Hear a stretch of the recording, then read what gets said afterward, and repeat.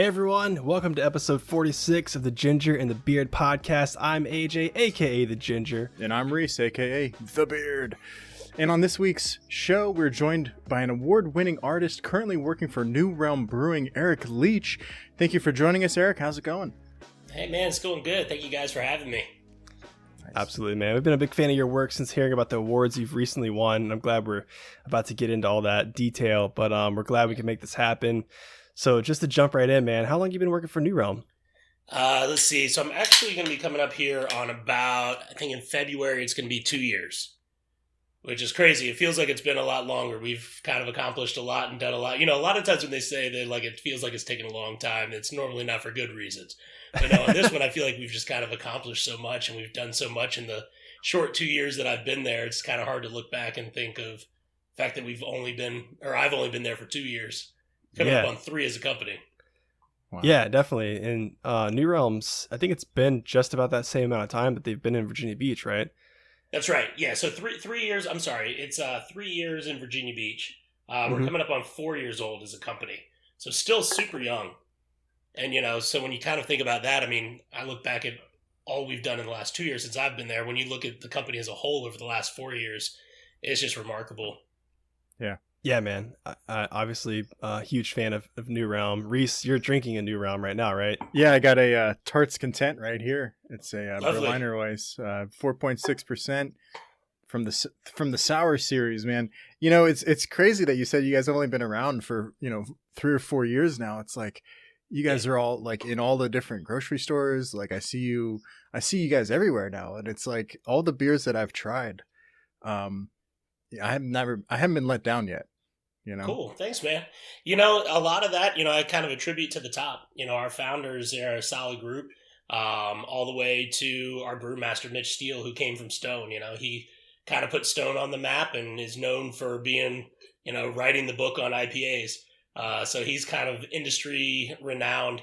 And so when you kind of come to the table with him and, one of our founders used to run a distribution, actually a family lineage of distributions and all over the place. So it's a good leadership at the top, and it kind of rolls down to the bottom. Good team over there. Wow. Yeah, that's right. Yeah. Yeah, I actually had no idea that that the head brewer was from Stone. But yeah, some of the IPAs, that's definitely what stands out to me from New Realm, like Hazy Like a Fox, Hoptropolis, all those, the kind of staples. Absolutely. That's what I'm drinking on right now is a nice Hoptropolis. Yeah, man. Delicious. Yeah. So good. Well, before we get too far in, I do want everyone out there encourage you guys to visit Erik's Instagram page, check out his work, which includes far more than just beer can label designs. Obviously it's Inktoberfest or Inktober. That's right. You guys, we're going to talk about that in a little while, but make sure you look at that. You can find him at Erik Leach. That's ERIKLEACH _art on Instagram. And also make sure you check out New Realm at newrealmbrewing.com and their Instagram handle as well at newrealmbrewing _VA. But beyond that, man, I think we got some interesting stuff to chat with you about. So I think we should jump right in, Reese. All right, let's jump right in. So Erik, what's your primary role at New Realm, and then how much time do you actually get to spend designing? So that's actually a really great question. So I am now our marketing brand manager. That's actually a recent promotion that I received the beginning of this month. So newly promoted to marketing brand manager. Thank you. Awesome. Before that, I was our lead packaging designer and brand coordinator. And so I was doing a lot of our packaging design and a lot of our labels. Fortunately enough for us, right before COVID, we were able to bring on a junior designer who, if she wasn't brought on in time for COVID to happen, I would have been just drowning in work.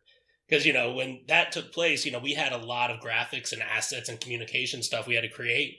Because, it's a whole different ball game when March came around. So so it was really good to bring her on board. And she did some really great label designs, like our Transcendental label. And recently she did the Third Wind Belgian Ale. And they're just phenomenal. So kind of going forward, she's going to probably take over the reins of a lot of our kind of creative label designs. And I'm going to be focusing more on like our larger packaging, like our 12 packs and things like that. But going up before that, I mean, that was pretty much what I did. It was beer labels. It was phenomenal being for the first time. I'm 39 years old now, and for the first time in my 38 years back when I was, just before, it was crazy that I finally was a full-time artist for the first time in my life, knowing that's what I went to school for and I was known for when I was in like elementary school, middle school, and high school. Everyone knew me as an artist. And then, I went to school and then just like somehow I ended up in insurance. Like afterwards, I was an artist and I ended up in insurance, which fortunately enough for me, I also found myself in the marketing department of the insurance company that I worked at for 10 years. So it started to make its path work for me. So that was pretty great. Yeah, it's always funny how marketing is definitely one of those positions where sometimes you can just end up there and like you're not sure exactly how you got there, or you go to a position for marketing and you end up doing something that's like completely not marketing. And you're Absolutely. like, wait a second, somebody pulled a quick one on me here. Yeah. What's your definition of marketing here?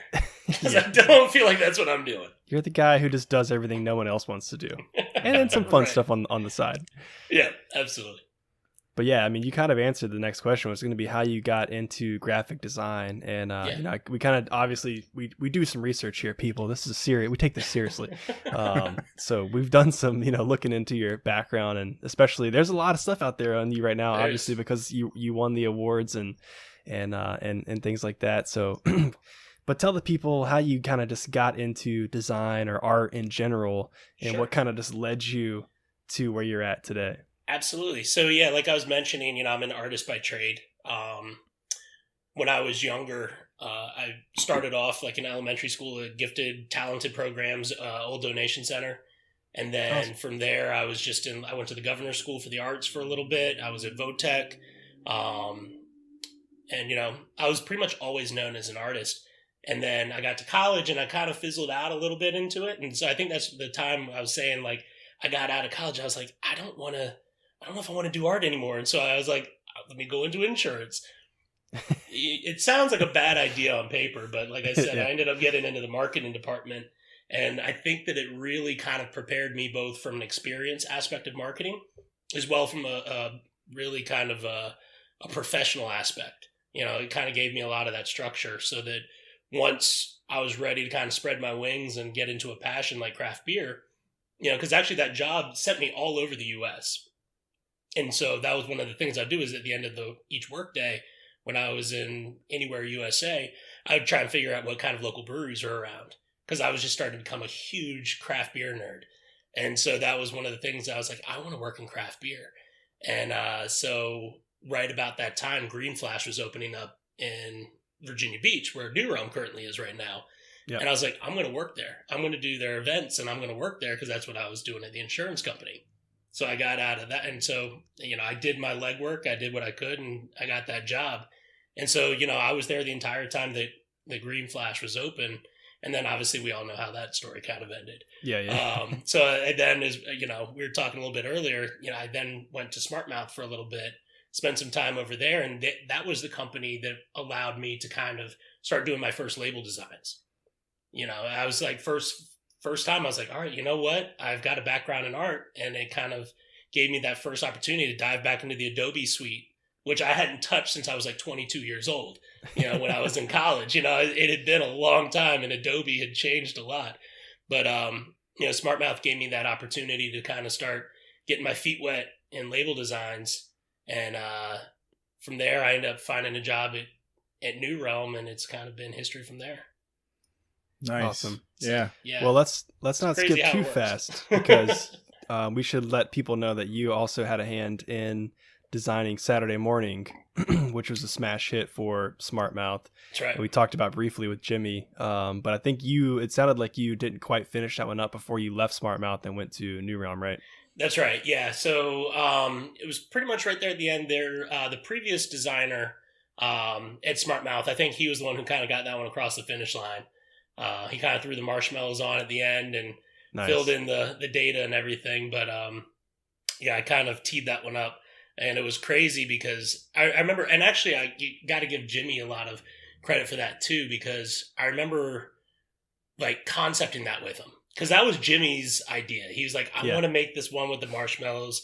And he was so passionate about it. And that's one of the, and I'm sure you got this from Jimmy when you're talking to him.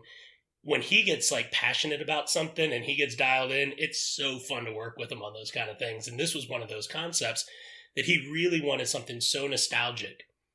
Like that when you looked at the label, it brought you back to when you were watching Saturday morning cartoons, reading the cereal box, and just still probably in your onesie kind of thing. Like he wanted to invoke that feeling in that label. That was me And, last weekend. Dude, yeah, right? No kidding. And so it was really fun working with him. And so I think we did a really good job kind of bringing that to life. And what was even crazier was then to kind of start seeing that label that I had a pretty big hand in. I mean, obviously a lot of people kind of had their fingerprints on it, but to see it on Jimmy Fallon and to see it on like big news, magazine articles and stuff. And it got insane recognition and attention. Wow. That's crazy.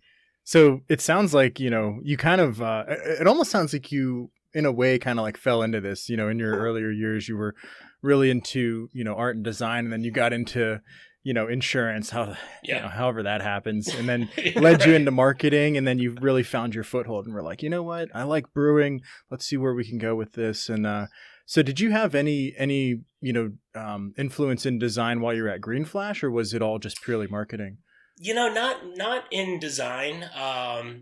They kind of handed me the keys to the Green Flash Virginia Beach Instagram account. And so I was able to kind of do a little bit of photography and was able to find some creativity in that realm of it. But I kind of just focused on events there. That was kind of my foot in the door from doing events with the insurance company. Nice. All right. So I guess we kind of get the idea of what led you into this career of marketing for a brewery. It kind of just like makes sense, right? It's crazy because normally they tell you like everything happens for a reason when like something goes not your way. Like, oh, everything happens for a reason, but like it's crazy because like it's the reverse for me. I'm sitting here going like, wow, everything happened for a reason, to be able to see that path as to how it kind of each one opened up doors. Yeah. It was fun. Brought you back to your passion, and then you get to be involved with a brewery. Like, come on now. That's right. That's right. Everybody's happy. So exactly. Yeah, man. That's nice. awesome. Nice. Yeah, I can definitely attest with that as well. Like I work in marketing also, corporate marketing, but that's how my career has been. Just one thing leads to another. You meet people, network, make connections. One of my good buddies, that's one of his things. He's like, hey man, life's all about networking and passion. So if you have passion and you know the right people, you can go wherever you want to go. So, and marketing is a great opportunity like that for anyone out of college. Like you're not sure what you want to do. Like if you can get your foot in the door in marketing, like you can pretty much branch wherever you want to go, and you can get a lot of exposure and experience in a lot of different things. So, that's really cool, man. You've definitely had a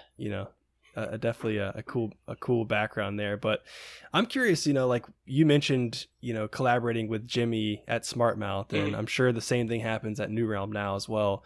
Like, what's the creative process when a head brewer or somebody comes to whoever it is with an idea, and obviously they're thinking about the flavor profile and the ingredients and things like that. At what point do they reach out to the marketing team or a designer or whoever and say like, listen, dude, this is what we've got here. You can taste it. Like now you got to come up with a name for this thing. Like, what's that process like? So that's a great question. So, I talked about how fun it was to collaborate with Jimmy. My equivalent of Jimmy these days is my boss, Zach. Zach and I, we have a great time kind of brainstorming, figuring out like, how's this going to look? And so when we do our names for our beers, we have a naming committee. And what we do is we'll kind of come together and, brewers and marketing and sales, we all kind of come together and throw names in the hat. We do some voting and stuff. And from there, we kind of dissect, okay, what name is it going to be? And, one of those beers in particular, I'm glad you asked that question because this is a perfect example of that, was the most recent Juicy Cabra. Nice. Oh, yeah. So that's part of our Monsters and Myths series. Sorry, there's a ton of glare on this, so I'll bring it back a little bit. But no, this is one of those instances where it really was kind of like a team effort. I was talking about Mitch Steele earlier. He was the one who came up with this name. to kind of do a beer based off of the Chupacabra myth. And, I loved the name. I was like, no, that name fits great. But I was like, I can't wrap my head around how I'm going to do this on a label. I was like, because there's like, and this was before I had kind of done enough research to figure this out. And this is where the power of research really kind of comes in for inspiration. But I was thinking of the Chupacabra that we know in North America that looks kind of like a mangy dog. I'm like, this is going to be like this nice, juicy kind of IPA. I'm like, what am I going to do with this dog on a label?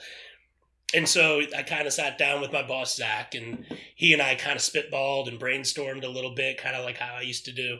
And, we kind of looked into like some of the different myths, and, the Puerto Rican version's more like this alien bat kind of creature. Yeah. Nice. And so the more research I kind of did into it and just YouTube videos and figuring it out, it's like it all started kind of coming together and clicking. And so it was Mitch's, name idea, kind of Zach and I worked on it from a concepting standpoint, and it all kind of came together, and it actually turned out to be one of my favorite labels I've done. So it's perfect example of like teamwork. Yeah. It's very badass and fun at the same time. Thanks. Yeah. Thanks. Yeah. Yeah. Yeah, I love that. If you guys haven't checked it out yet, I would suggest we'll throw an image up because it was kind of hard to see in your video, but we'll throw an image up in post. So make sure you guys are checking out the YouTube video so you can see that, or head to newroundbrewing.com. I noticed it's on there in the beers page right now. Absolutely. So. Absolutely. Yep. We can link a couple of the cool cans and whatnot. Check them out on the Instagram pages of course. So, you kind of, I feel like you kind of answered this a little bit, part way, but, getting more involved into like your thinking process, where do you draw your inspiration from when you're coming up with the new designs?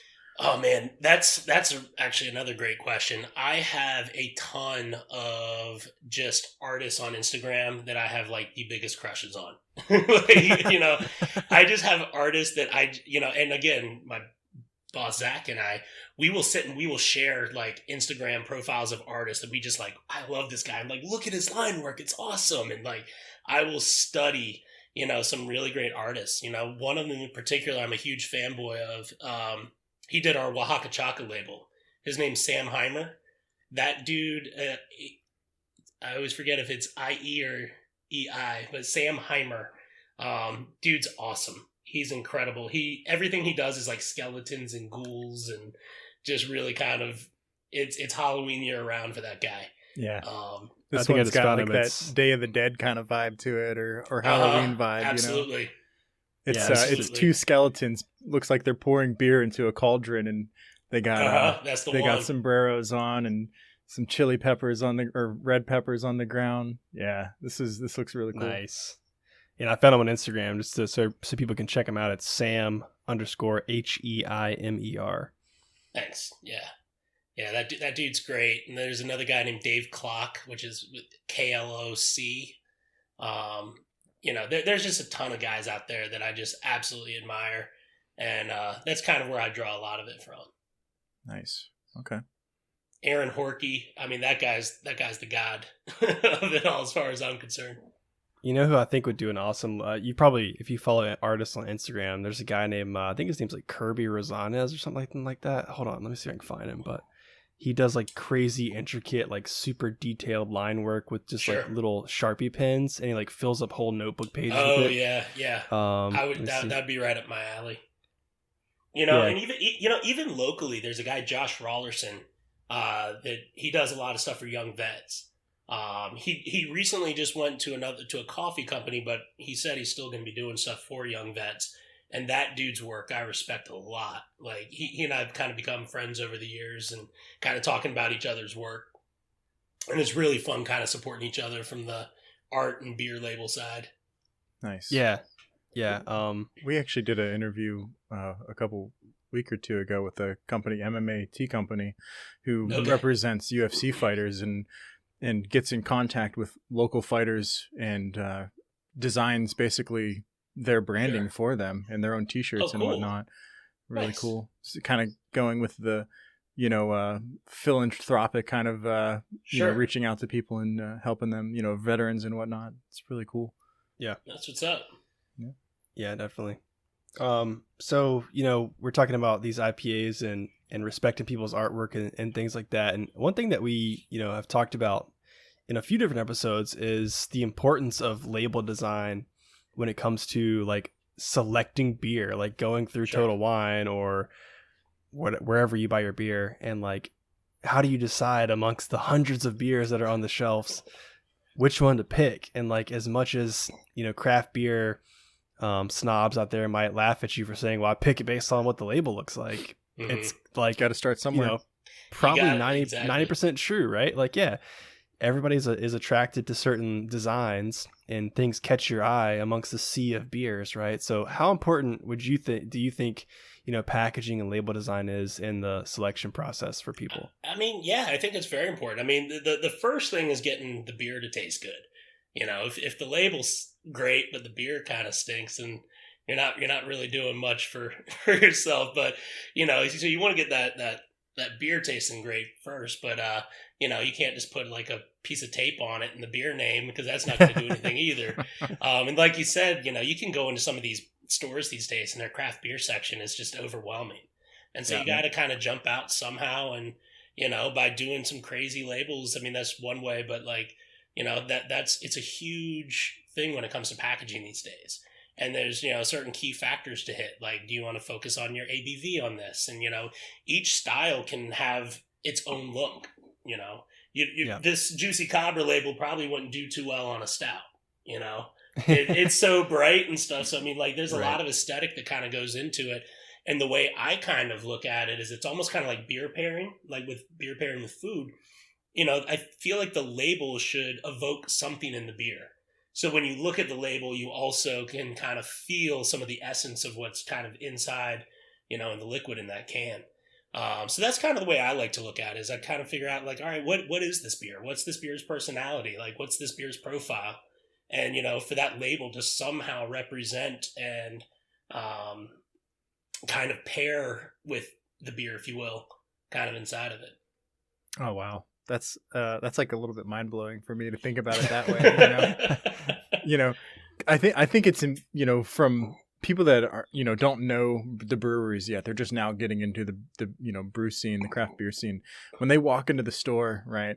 If there's a label that's just white with black letters on it compared to, one of your labels, they're going to be like, well, that one's boring. This one's probably good. Like, I'm going to go with this one. Like, I don't even care if it's good or not. I mean, I just think the label looks cool. Yeah. Let me try it, There's actually one out there. Depending on how you do it, you could still do that and be pretty great.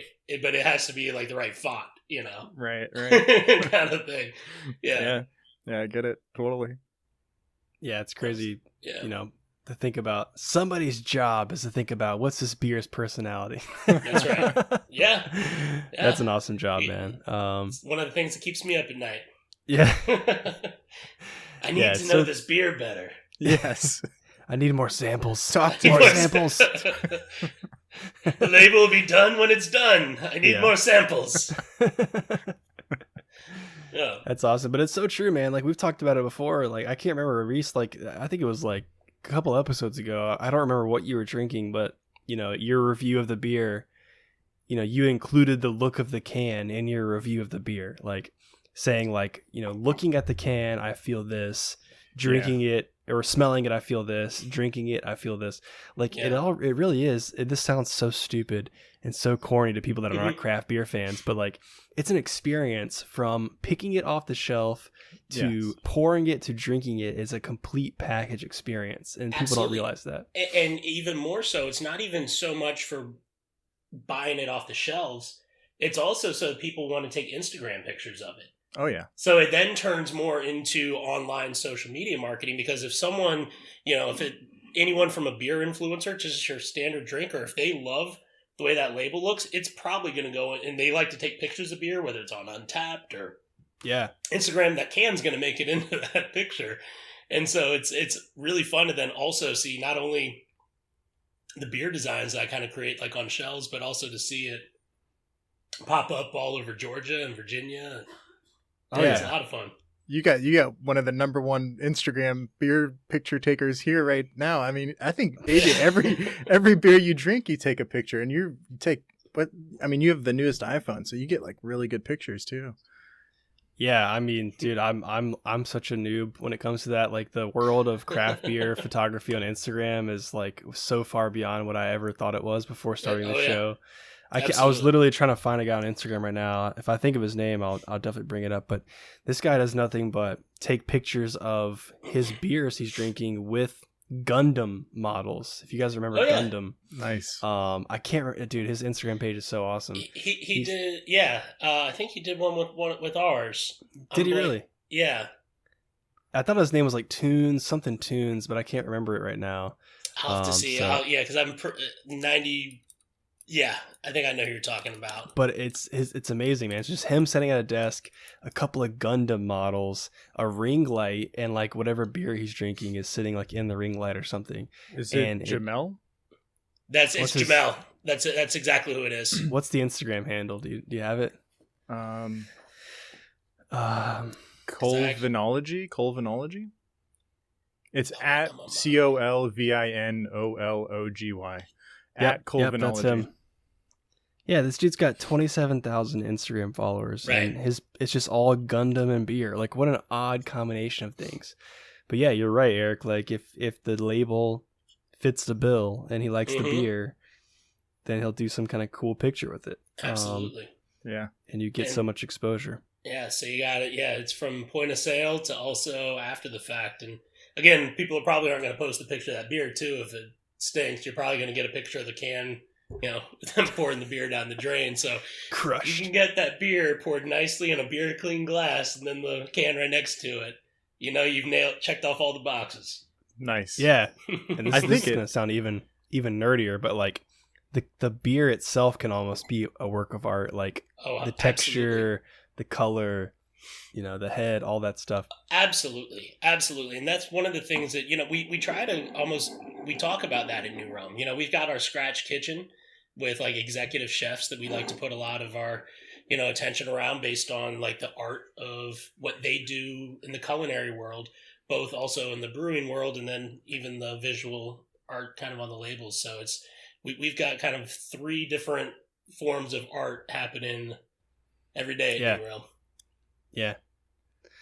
So cool, dude. Yeah. I definitely think we should start implementing the can reviews into our beer reviews, AJ. Start really seeing, hey, you know what? This can really goes well with this beer here. It does. But it makes sense. Man. Customer experience, right? It's all about customer experience, like in anything that you do these days. And, you have a good customer experience, then you got a recurring customer, more revenue, more profit. Just makes sense. Nice. Absolutely. Yeah, I think, honestly, I think what it was, the one you were reviewing, I feel like it was a pie, something pie related, like a blueberry pie or something. Pecan. I think it was like pecan pie. It was maybe it was pecan. It was like caramel. I can't remember what the company is right now. I'll have to go back and look, but it was pecan pie, something like that. Yeah. Yeah, and I think what stuck with me is that the fact that you said, I felt like looking at this can, it was going to taste one way. Yes. And drinking it did not taste such a way. Yeah, and like that's exactly. such a letdown.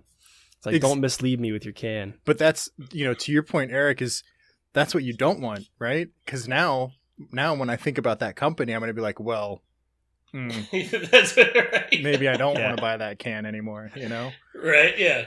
You know it too well. Yeah. It could have a reverse effect if your can art's too good. That's right.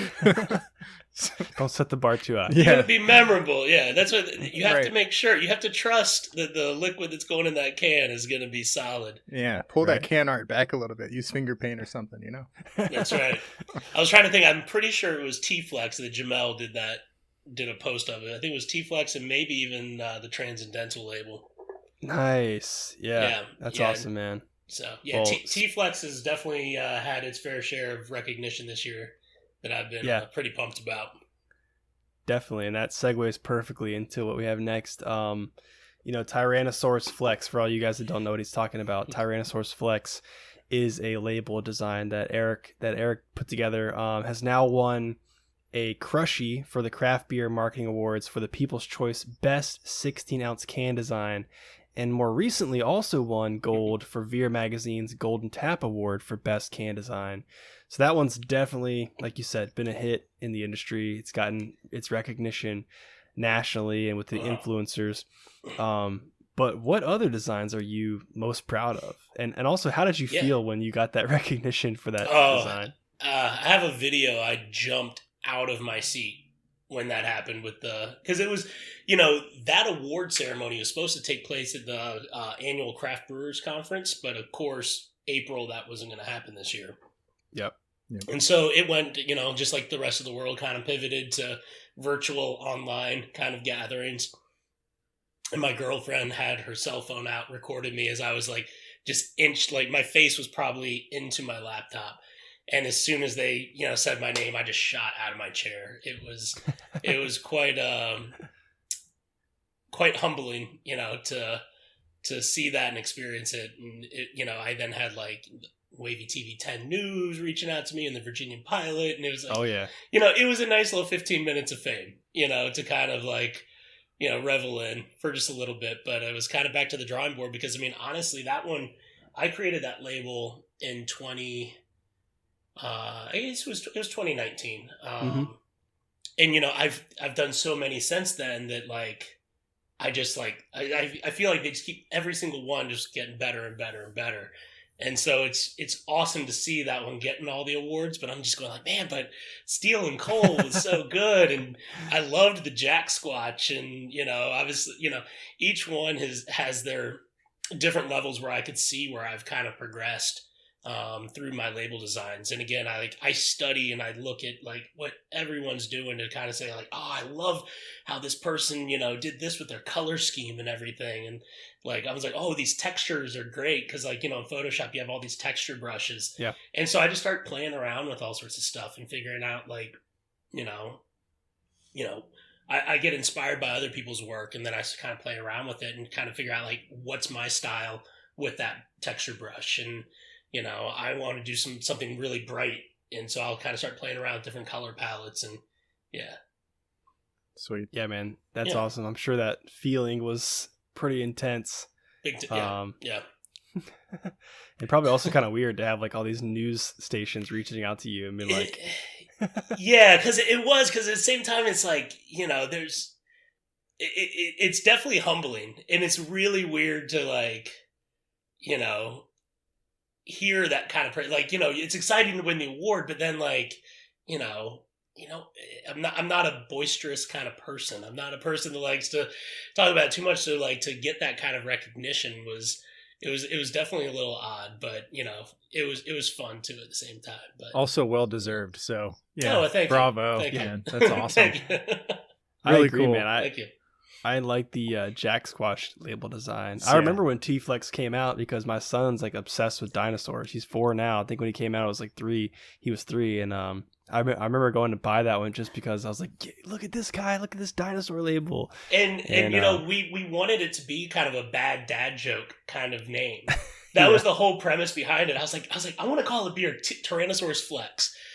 And I remember to my boss going like, are we really calling it Tyrannosaurus Flex? and slowly it got onto it, and it just turned out to be a great, it did. I don't think it hit everyone immediately right off the bat. It was kind of a name that was like, all right, it's kind of weird. But then you think about it for a minute, and it kind of starts to marinate on you for a little bit. It's just like, it's so silly and so stupid. And, it's one of those instances where like, because craft beer can be very serious, right? Craft beer has its levels. I mean, you can be as serious or as silly as you want. And this was one of those opportunities where I was like, let's just have some fun with it. Let's make it absolutely silly and put the tiniest little arms on them and just have them just flexing them as hard as you can, just roaring at the sky. And then I just decided, I was like, let's make them 80s style and put some sunglasses like it's 80s Miami, and some palm trees, and like, none of it makes any sense. And so that was fun. And so sometimes we like to be serious, but that was probably a prime example where you like to be just absolutely silly and just have fun. That's awesome. So looking at your designs, you have a pretty distinct style. And we were reading an interview that you did with the pilot, and you described your style as hyper illustrative. Can you explain what that means to you? I can do so. One thing that I always have wanted to do, and this is on, I guess, my bucket list, if you will, is I would love to illustrate a children's book before I die. I think that would be fun. And so I just love illustration. I love just whimsical. I love fun. I love just, not too serious. And I can do some like realistic kind of drawings, but really at the end of the day, every time I try to be realistic, it always comes out a little bit more illustrative. I can't capture that perfect, like, oh, that looks like a photograph. It's always going to look somewhat illustrative. Okay. You talked earlier about the Inktober challenge that I took part in this year. I mean, all of them have this illustrative, like bigger caricature noses and cheeks, and that's kind of where that's the way I call hyper illustrative. That's where I came up with that term, I guess. So like would you compare it to like caricatures of reality? Somewhere between caricatures and reality. Okay. So there's like kind of like a whimsical, fun storybook line that you kind of toe on before you're working over at Busch Gardens or something. Yeah, the colors always pop out for me. It's always like highly saturated, like very bright, fun, like really just like fun colors. It seems like that pop off, off the shelf. So yeah, I guess that's kind of what it really showcases for me. And then, like you said earlier, the hard lines, the separating, like hard lines,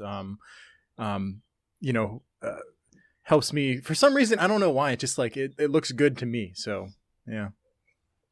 Thank you. Yeah, the line work is something that I'm always working on. Again, as we talked about, like David Clock and Sam Heimer and stuff. Like I just love their line work and like their attention to detail, and that's where I'm always trying to grow and evolve, and that's where I'm kind of working into is detail. They say the devil's in the details, and that's where I just obsess about stuff like the wings on Juicy Cabra. But I also love little details like Jack Squatch. Inside the window of the RV that's parked out there is my boss's dog peeking out. So I drew, and see, I love to hide little things within beer labels that are just like kind of fun. So when you look inside the trailer that's parked on the Jack Squatch label, there's a little corgi poking his head up, and that's my boss's dog. That I was like, and he didn't even know about it. So I kind of snuck him in there. Nice Easter egg. Yeah. And you have pastry porter horse. I've got these little tiny weird horses pulling around some cupcakes, and there's like this magical little forest out the window of like cupcake trees and stuff, and just little tiny details that kind of sneak throughout each label. It's like photo design, where if you're taking a picture of something, you have like the nine blocks basically, and each one has to have like something going on. It's like in your art, you got to have something going on everywhere. So it's like it's almost like I read a lot of comic books, right? So it's like when you're looking at a comic book, if it's just the superhero on the page not doing anything, it's kind of boring, right? You got to add a lot of flavor to it, give you something to look at, to admire, and whatnot. Yeah, and even if you don't know you're looking at it subliminally, that stuff that makes up the art piece. Like, I'm looking at your Instagram page right now at the pastry porterhouse picture, just because I never even noticed. I never even paid attention to like what was out the window. Oh yeah. But now I'm seeing that.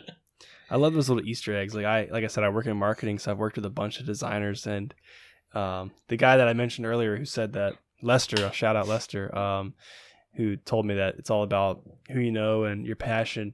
Sure. I remember we used to produce, or he would design the booklets that the company would put out, on a giant national scale and stuff. And like in the little advertisements that he'd designed for the booklets, in a swimming pool in the background, he would put like people's pictures in the swimming pools. Like there's like people we work with like in these little pools, but like on a microscopic level, you'd never even see it. But just like him knowing that it's there, it's like I left my stamp in there, and no one's ever going to notice it. Sorry to blow you up there, Lester, but so stuff like that's super fun, man.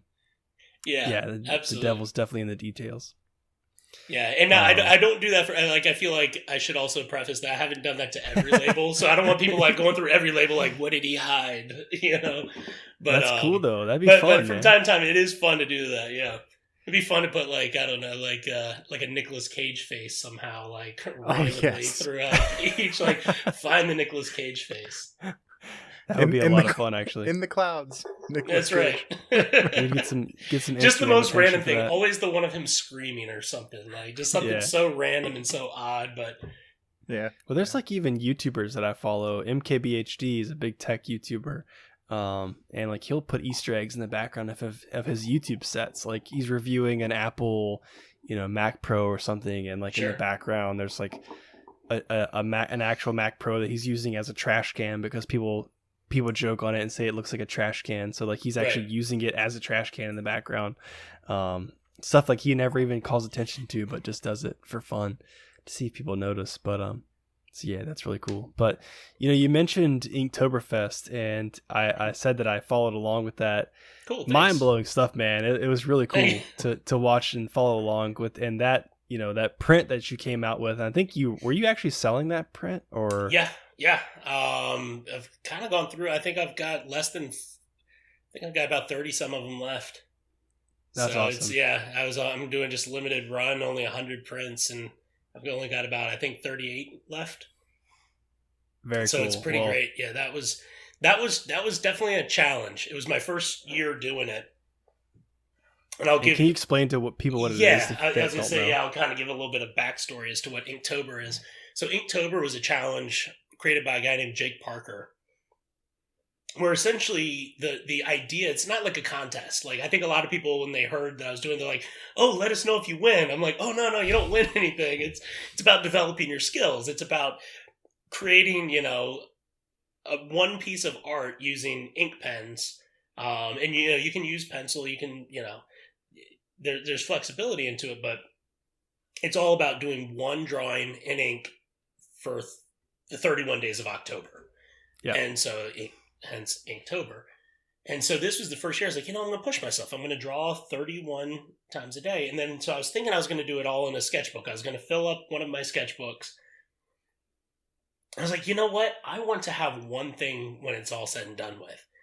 And so it's like, what if I do 31 pictures and then somehow find a way to tie them all together and have this one piece at the very end? And then it was trying to figure out, like, all right, what's the topic? Like, I'm going to need some type of, like, prompts each day to know what I'm going to do. Like I said, this was my first year doing it. Had no idea that the official page already gave you prompts. And I was like, oh, I could have just followed along with that then. But by this point in time, I had already come up with, my own idea of, actually, my girlfriend really helped me with this part. She has this Mother Goose book. And she was like, how about you do some Mother Goose rhymes? I was like, I think that's a fantastic idea. And, since this was October time, I was like, you know what? Maybe I'll find the ones with, like, the dark past and the dark secrets and the dark kind of meanings behind these rhymes, kind of like the Grimm stories, kind of like, find out their twisted, dark kind of roots. And the idea was to really make it very Halloween kind of twisted Mother Goose. But really, it didn't turn out that way, except for the one Black Plague guy with the little dancing Black Plague children, doctors, kind of doing Ring Around the Rosie around him. That was really the only dark element, even though a lot of the illustrations had some dark meanings tied to them. And my Instagram page kind of tied and explained all of those stories. But the illustration itself didn't exactly go as dark Halloween as I thought it would go. But at the end of the day, I was still really pumped with the way it went. And it was definitely a challenge to know, like, all right, here's going to be a mouse, here's going to be a mouse. And then, like, I had a little bit of a blueprint that I had sketched out, like, super rough. And so I knew, all right, there's going to be a person, Mother Goose is going to be here. There's going to be some pumpkins down in this corner. And so I had a very, very rough sketch. But from there, it all kind of came together. So it was a fight to the finish, and then even a little bit more to kind of polish it up and get it print ready. But it was fun. Yeah, it turned out badass, man. Like, it looks awesome. Thank you. So definitely well deserved to be selling those things. But yeah, I think just two questions really around that is, like, how do you stay dedicated to doing that? Like, obviously you work a full-time job, you have a personal life. Like, it's hard for me to even, like, post on Instagram once a day. Right, dude. No, I'm telling you, it was a challenge. When they say it's an Inktober challenge, the challenge part was right. They were spot on with calling it the Inktober Challenge. There were days I really did not want to do it. I was just like, and it pushed me. And I didn't think it was going to push me that hard because, again, I had my stuff kind of planned out, knowing where things were going to go. I was like, today I'm just going to draw one mouse. Tomorrow I'll draw another mouse. But then, Mother Goose, I think, took me hours. There's parts of it, that twig frame that went around it. Oh, man, I really underestimated that part. Like, that was a part that I was just like, what did I get myself into? Like, drawing wood and grains and all the little things. So much detail. Dude, the devil's in the detail, man. It was nuts. But it was definitely a challenge. I said next year I'm not going to do that again on the one page. I'm gonna do the original thing and follow the prompts and fill a sketchbook. But I've got probably 10 months to change my mind on that. So who knows? Yeah, I might forget how challenging that was, and I'll be like, I'll do that again. Yeah. But then how? Because you couldn't even like reproduce that to like sell though. Like, I mean, I guess that's obviously not the end goal for.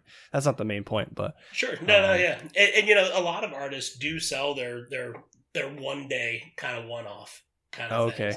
Like so some of them do that, but yeah, we'll see. I may get like a small handful of them out of the 31 then that I'd want to do. Yeah, so. Awesome. Well, my next question around that was just because the level of detail was so great in there. Obviously, that's a testament to your drawing skills, number one. But Thanks. How does that translate into like your beard design? Like, do you primarily use? I mean, obviously, we talked about your style is very hyper illustrative. Yeah. Do you use like a Wacom tablet or something in your designs, or are you all mouse and keyboard? Yes, I've got a Surface Pro. And an app that I use on the Surface Pro where I pretty much sketch all of my labels out on for both concepts as well as illustration. Let me see. I think pretty much every label I've used my Surface Pro to create the illustration. I don't think any of them. Yeah, they've all been pretty much on my Surface Pro, and so I'll draw the illustration on there, and I'll pretty much do 75 to 90% of the work on that, and then I'll drag it through the Adobe suite between Illustrator and Photoshop, and I'll do all the work there, and a little bit of work in InDesign from time to time, depending on the label. That's the one program that I just can't stand, but it does have it has its benefits. It has its benefits, but mostly Photoshop and Illustrator, and I'll kind of finalize and fine tune and resize and kind of do all my final work in the Adobe suite, and then it's off to production. Nice. That's awesome. Yeah, I'm sure that back in your insurance days, you had some InDesign experience. Yeah. Well, I don't think you were designing back then, right? But not at that time. No, it had been a while. The character styles I've learned the hard way back in the day. I dabble a little bit in design, but I've learned my lesson the hard way, trying to design giant text heavy layouts in Photoshop, and then somebody's like, hey, can you this looks great, but can we bold all those names, those 500 names? Can we bold them all and change them to this color? And you're like, sure. Yeah. One by one, click. Yes. Each individual text box. Yes. That's right. Yeah, it's a pain. Yeah. But I use Krita, which is like a free software. I don't know if you've heard of Krita at all, but I haven't heard of that one. No. I did use Photoshop in my past when I was in high school. I was in like a multimedia class, but the one thing that's crazy is like there's so many little tools that they just don't ever tell you about. Oh yeah. And unless you just like stumble upon it or like figure it out for yourself or actually go to school for it, like you don't even know what's possible. It's endless. Yeah. To really master anything in the Adobe suite, like I feel like you're always learning. Like, because there's probably 15 ways to do the same thing. It's just a matter of like, what method you either know or, what you kind of prefer. And there's so many ways to kind of get around to producing the same project. Yep. Yeah, I was doing an image the other day. I was taking like a 200 by 200 pixel image and trying to blow it up to like 2000, right? Ooh, and like when you do that, you just like you lose all of the you lose a lot. Yeah, you lose a lot, but then like there was like 3 ways that you could do it where you could blow it up and like temporarily keep the like there was like some kind of algorithm that would like keep the pixelation. It would like scale it. And then if you clicked out of it though, then it would become pixelated. So what I did, I just took a screenshot on my computer when it was like big and nice, and then just like save that And one. So just- yeah, it's like little Make it tricks, work. man. Yeah. Make it yeah, work. always looking for those tricks. Yeah, absolutely. All right, so without giving too much away, Yeah. kind of moving along, can you clue us in on any upcoming label designs that you're particularly excited about or can share with us? So let's see. So we've kind of reached the end, obviously, of 2020. Thank God. Yeah. Yeah, right. I think we could all take a collective sigh of Yes. release, but we've got I'll keep an eye on our barrel age series. We just released our Imperial Brown aged in Woodford Reserve bourbon barrels, Oh, which is really nice. lovely. That just came out here just recently. And that's another one that's part of a series. So I'd keep your eye on what's coming out with those without divulging too much information on that. But I will say that our junior designer, Cam, who we brought on, she took on the last two labels for that one and did a phenomenal job. So I'm really excited to finally see those labels come in and go on to the bottles. So that's going to be a really exciting one. Obviously, our variety mix packs. Like I said, I'm the one kind of spearheading a lot of our larger packaging, like our 12 packs and stuff like that. So this variety 12 pack that we have coming out, I believe, is going to be next month, and end of January, probably right into the first part of February. You'll be able to start finding it on the shelves. Don't want to do any spoiler alerts on what that one's about, but our variety packs are always coming out. We had 4 last year. We're going to have 4 again next year. All of them have a little bit of some surprises and everything to them, but I'm really excited to see those come out next month. Oh, that's super Awesome. exciting. Yeah, man. I love variety Is it going to packs. be in store only? I mean, is it going to be at the brewery only? Oh no, or yeah, they're Okay. going to be. Yeah, I mean, like the bottles. I mean, I've noticed our Woodford Reserve, our Wooded Reserve, pardon me, bottles. I saw some at Total Wine today. We sell a lot of, but they also go to a lot of bottle shops. Cool. They go, but we've also got a ton of them at the brewery. We sell everything out of the brewery as well. Nice. And all the Okay. 12 packs, you can find them at pretty much every retailer. Okay. All right. Cool. Well, that's very Yeah. exciting. Yeah. Are we going to our beer finder on the website's a good spot to kind of find where all that stuff is. Nice. Perfect. All right. Sorry, you were saying. I'm sorry. So, with the junior designer in there, are we still Yeah. going to see, more like Tyrannosaurus Flex, more Sasquatch? Are we still going to see more stuff like that? Those from are you? always those brands are going to come back for next year. But anything that's going to be more on the creative design, she's probably going to kind of start taking the reins on. And one of the reasons I was actually, with the promotion, I kind of handing the torch off on that. But the Inktober challenge I took part in was one of those things. I was like, I don't have to draw beer labels to consider myself as a full-time artist. It was kind of a nice experience. I was like, I can still do this stuff all the time. And then, let Cam start to flourish and her to start winning some awards. And, we're going to kind of start submitting a lot of her stuff into some of these contests as well to kind of start decorating her neck with some of the metal, Nice. That's like what's up. getting some trophies on her desk and stuff. So I'm going to kind of become her cheerleader and kind of help her get some recognition and stuff. And, obviously for the brewery itself as a whole. Yeah, I guess that's the next stage, right? Is once you become a leader, you have to help those around you grow. So that's right. It was tough to kind of pass that on, but yeah, Yeah, she's extremely talented and is going to do a great job. And if I'm not doing enough for beer labels, I'm going to kind of do it off on the side. Nice. One more question before I pass it off to AJ. Yeah. The main logo, right? The guy with the horns. Is that like an orc? What is that? So that is the Radagast. He is Radagast. He is this Radagast. Yeah, the Slavic god of hospitality.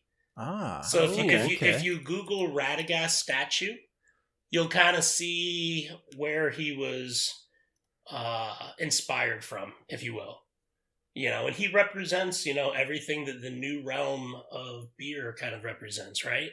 So everything from food and beer and, he's got that beard and everything, but we've turned it into hops, Yeah. Nice. Okay. Okay, we were asking ourselves So before cool. the show, Yeah. like we couldn't figure it out. So that's And you makes know, sense. honestly, it's one of those fun things that we like to talk about because, you know, not everyone goes, oh, you know, the Slavic god of hospitality. You It's guys like, know, yeah, right? we learned about that in high school, Yeah. right? Yeah, That I was mean, like everyone third knows grade. about the Slavic god of hospitality. No, that's one of, because people have even said, is it a lion? Is it like people don't, and so it's one of those fun things we get to, yeah, it's a conversation starter. It's one of those things that we get to kind of tell people about. That's a lot of fun. Because Awesome. I think people always get excited when they learn about it too. I'm excited. Yeah. Cool. That's super cool, man. Yeah.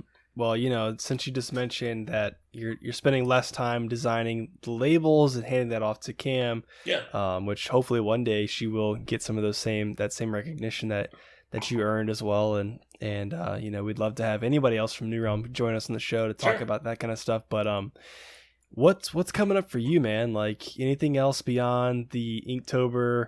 Any man. big artistic projects, you know, behind the scenes that you want to promote or kind of give us a heads up on? You know, I guess, I mean, I've got a few little art projects that I've got getting close to completion that I'll probably be doing kind of some prints.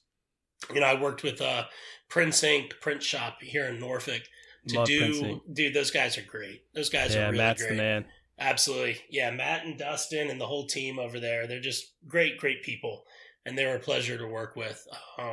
Yeah, I've been working with them for a long time. Even back in the Green Flash days, we bring them out to the brewery. And, you know, anytime I've had an opportunity to work with them, I'm always excited about it. But, you know, we've kind of started talking about, it's like, you know, once these prints were done, we're like, you know, what's next? I was like, I got a few other things that are getting close to completion. So we'll probably kind of do a few things there on the side as far as prints are concerned. As far as work is concerned, I'm just glad to kind of take a little bit of a breath for a little bit. You know, we've recently just hit some really big deadlines, and we're going to have a pretty busy start for the year, but I think I've got about a week or two to kind of catch my breath a little bit, but we're going to be off to the races. And so can't say too much about that now, but Yeah, I'd stay tuned because we've got a lot of fun stuff coming out. Awesome. that's awesome. Yeah. Really cool, man. Can't Well, I'm wait. excited to see what you've got coming out of Prince Ink. Yeah, I've worked with Matt in the past Cool. at a previous job. I worked at an agency, and those guys are really cool. Did you say you worked at the Martin Agency? No. What I worked at an agency. Oh, I thought you worked said at Martin Agency. Gotcha. Sorry. I wish. Yeah, I worked right. No, I worked at Sway in Norfolk, which is Okay. like a block and a half away from Prince Ink. Sure. You know, so I've done a lot of stuff with those guys before, but excited to see what That's you're what's working up. on with them. We'll definitely make sure we keep a check on your Instagram page and all that stuff to see what you put out. Cool. Likewise. Yeah. And, you know, I want to thank you guys also for, you know, I know you've supported us at New Realm, but just, you know, really supporting local craft beer and the community as a whole. You know, I follow you guys on Instagram as well, and it's always fun to see what beers you guys are having people vote between, and, you know, Yeah. having some good people on. So, no, thank you guys for continuing to do what you do. Oh, Absolutely, dude, man. definitely appreciate that. Thanks. Yeah, thanks so much. Yeah, we're all about the local, man. I mean, even though Reese and I live a little bit this far apart, you know, Yeah. the Virginia beer community, man, we're all about it. That's what's up. Very Yep. cool, man. All right. Well, kind of brings us up to our hour. This has been amazing. Thank you so much, Eric. Yeah. Cheers to you, dude. Pleasure. Continued success. But yeah, let's go ahead and wrap this up. So, all right, folks, make sure to check out Erik's Instagram page. Check out his work, which includes far more than just beer can label designs. You can find him at Erik Leach _art. That's ERIKLEACH _art. If you're local to Virginia Beach or just passing through, stop into New Realm Brewing and see Erik's work firsthand. You can check them out online, newrealmbrewing.com. You can also check them out on their Instagram handle at newrealmbrewing _VA. Finally, please like and subscribe to us on YouTube and your favorite podcast player. We'll see you next time. Peace. Thanks, Erik. Cheers. See you guys. Bye, guys.